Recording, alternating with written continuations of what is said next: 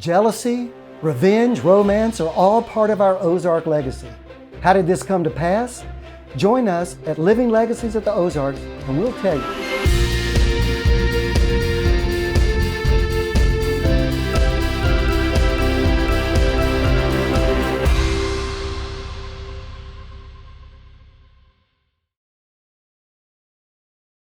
Hi, my name is Hayden Head and I'm excited to be here at the epicenter of the Ozarks, Old Matt's Cabin at Shepherd of the Hills Adventure Park. And my guest today is an epicenter himself, Mr. Bud Lynn. Bud has acted out here at the drama for some 34 years, playing the title role of the shepherd, of Dad, and other roles as well. He's been the director of public relations and marketing. He's been an assistant director at the play. He has been an acting coach to a generation of performers. I don't think anyone in the Ozarks knows more about Shepherd of the Hills and about Harold Bell Wright than Mr. Bud Lynn. Bud, what is the significance of Old Matt's Cabin, and what can you tell us about this place? Old Matt's Cabin is the central part of the book, The Shepherd of the Hills. This was the home of the central characters of the story, The Shepherd of the Hills. It's now on the National Register of Historic Places in Washington, D.C. It is a national landmark here. And J.K. Ross came here in 1884. He built a one-room log cabin. And then in 1889, he established a sawmill and gristmill, and he added 3 rooms onto his cabin here. Therefore, Old Matt's Cabin. And it's probably the most photographed place or item in the Branson and Shepherd of the Hills area. I think you're right. It's an icon of our area. It is. And of the way people lived those hard lives back a long time ago. It is. But we know that there wouldn't be an Old Matt and a Molly even though there was a J.K. Ross, if there hadn't been a Harold Bell Wright. And of course, he's the author that some credit with creating Branson, so to speak. What can you tell us about Harold Bell Wright and his experience here? First of all and foremost, he was a Christian minister.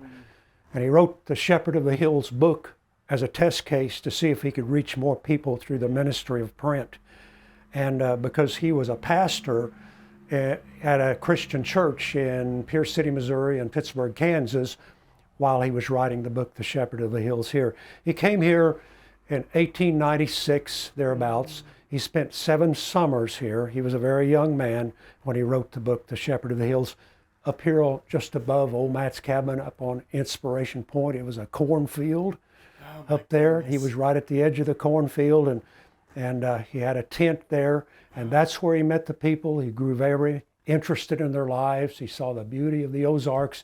He began to jot down notes on those things. He published those notes into the book form in 1907, The Shepherd of the Hills, in Lebanon, Missouri, when he was a pastor there at the Christian church there, and it has become one of the widest read books in publishing history.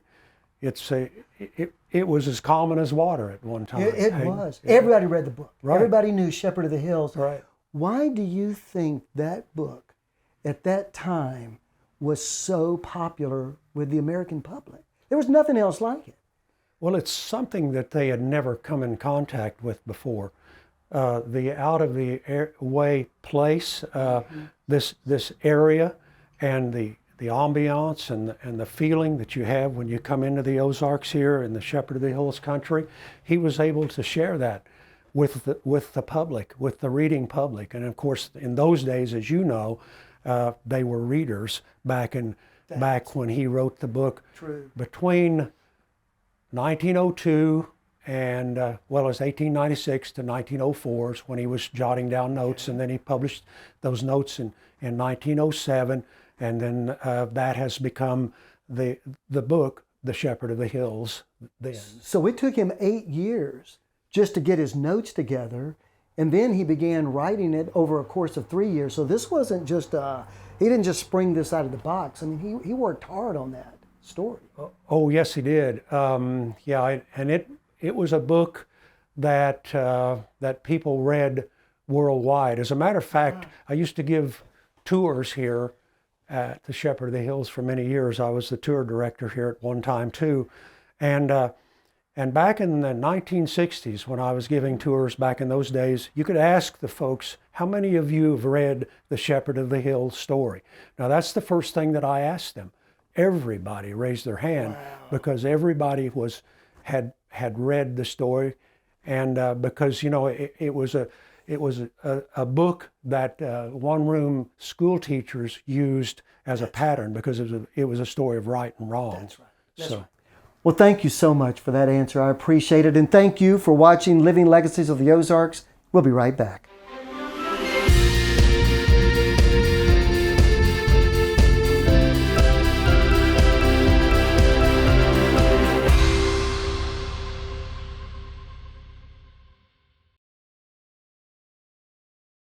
This, my story, is a very old story. In the hills of life, there are two trails. One lies along the higher sunlit fields where those who journey see afar, and the light lingers even when the sun is down. One leads to the lower ground, where those who travel as they go look always over their shoulders with eyes of dread, and gloomy shadows gather long before the day is done.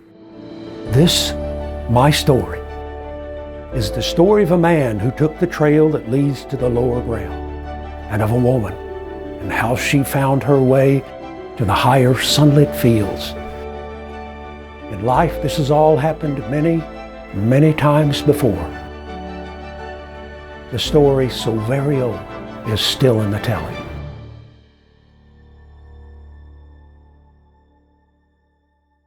Now, he was a very young man when he wrote that story. It's beautiful. He was like 26 years old when he wrote the Shepherd of the Hills story.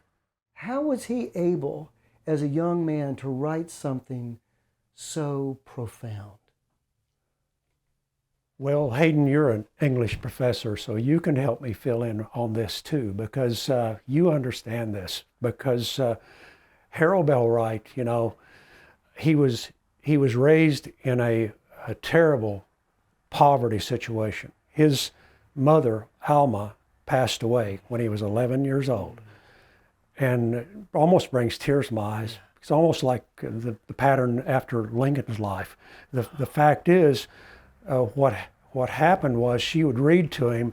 That's what helped him to get a literature background. She would read Shakespeare to him. She would read the Bible, the family Bible, Hiawatha. That was his favorite. That's right. That's right. And so, she passed away when he was 11 years old.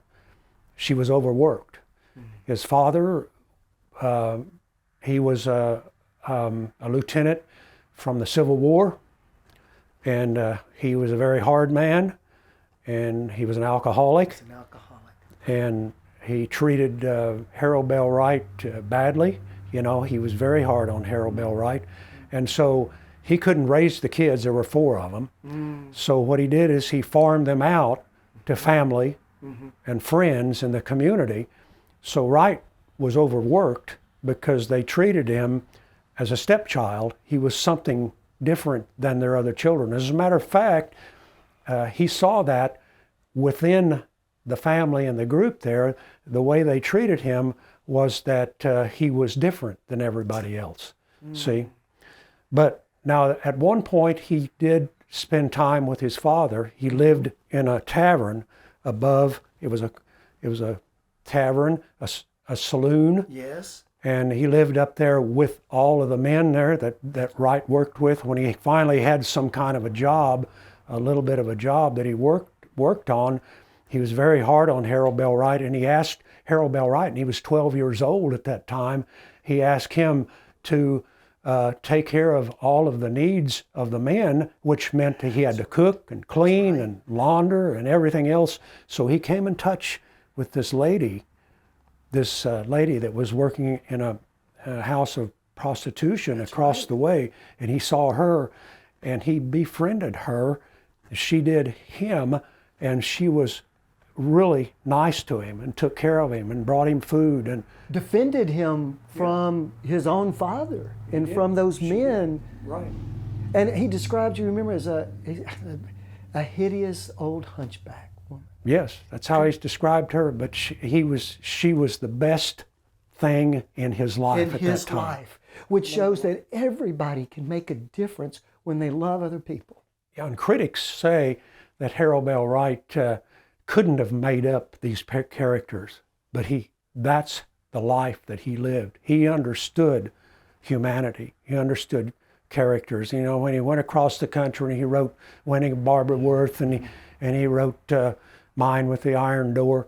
Those things, you know, those stories were out there in the country, and people like Shepherd of the Hills here, people related to that. They wanted to read that. They couldn't get enough of Harold Bell Wright. Yeah.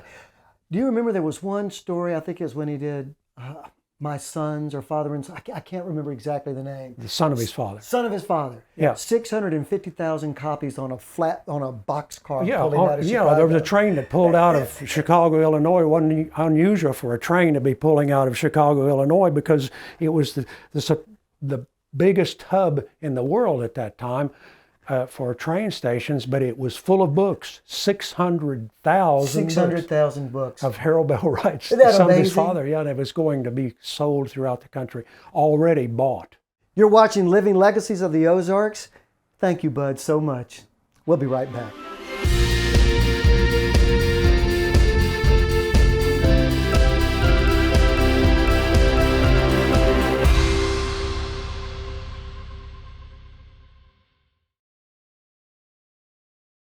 Bud, thank you so much for meeting me here in Old Matt's cabin to tell this story, a story that we don't want to lose. Before we go, would you mind just telling me a little bit about your ministry, about the chapels and trails? I just find that to be so interesting. Well, Lynn and I have built, my wife Linda and I have built chapels across the country and other places, and we've built the prototype right over here at Notch. It's on the trail there, and we're hoping that we can reach people who maybe don't go to church all the time, that can come in there and enjoy the presence of the Lord. Fantastic. That is one. What a great ministry.